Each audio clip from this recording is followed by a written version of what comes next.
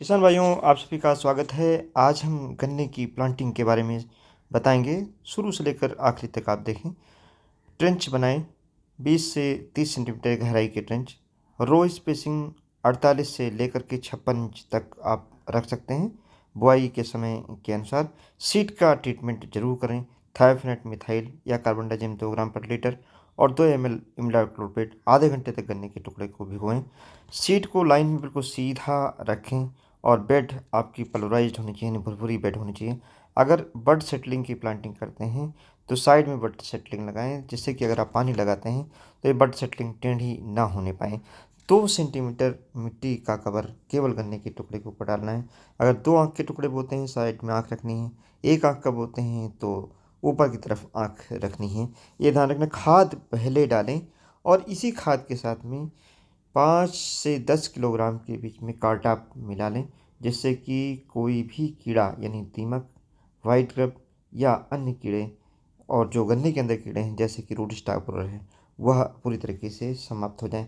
गन्ने के टुकड़े को कम से कम आधे घंटे तक भिगोने के बाद तभी उसकी बुआई करें। गन्ने को जब भी आप ध्यान देंगे कि 2 सेंटीमीटर मिट्टी डालेंगे तो टिल्डिंग जल्दी होगी, एक साथ होगी, जमाव जल्दी होगा।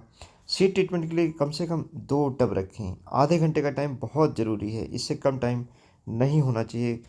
सीड सोकिंग के लिए लाइट इरिगेशन करें, बहुत हल्की सिंचाई कर दें अगर नमी कम है। हमेशा कटर से सीड काटें, ऊपर का गोला बाद में अलग करें। नीचे का आधा गन्ना आप मिल में सप्लाई कर दें, ऊपर का ही आधा गन्ना बोएं। जर्मिनेशन ज़्यादा होगा, बीज भी कम लगेगा और मिल में सप्लाई नीचे का गन्ना करेंगे तो उसका वजन भी बेहतर मिलेगा। इस तरीके के 2 टब का प्रयोग अगर आप करते हैं तो सीड ट्रीटमेंट के लिए सोकिंग का टाइम मिल जाएगा। अर्थिंग अप, प्रॉपिंग बहुत ज़रूरी है गन्ने में, लेकिन मिट्टी एक साथ ना गिराएं। जून से पहले गुल को ना भरें, ये आपको विशेष तौर से ध्यान रखना है। और हमेशा नाली में पानी लगाएं, जिससे कि बीट ज़्यादा ना होने पाए, मिट्टी कड़ी ना होने पाए, मिट्टी भुरभुरी रहे। और बीट कम होंगी तो फर्टिलाइजर्स वगैरह का यूटिलाइजेशन भी आपका बेहतर हो पाएगा। किसान भाइयों, इसके साथ साथ ये बहुत आवश्यक है कि आप हमेशा 40 कुंतल गोबर की सड़ी खाद जरूर डालें। जो एक डोज है बुआई के समय 200 kilogram single super phosphate, 45 kilogram urea, 40 kilogram potash डालें।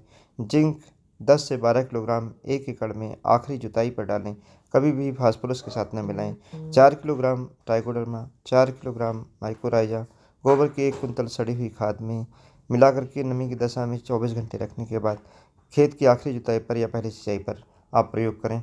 जिंक को लास्ट प्लाइंग पर बहुत ज़रूरी है, अगर खाद के साथ मिलाते हैं जिंक खराब हो जाती है। गन्ने की आँखें अगर सिंगल बट का बोते हैं ऊपर की तरफ रखें, डबल बट का रखते हैं तो साइड की तरफ दोनों आँखें रखें, जर्मिनेशन जल्दी होगा। सागरिका या कोई भी सी बीट 10 किलोग्राम डालें।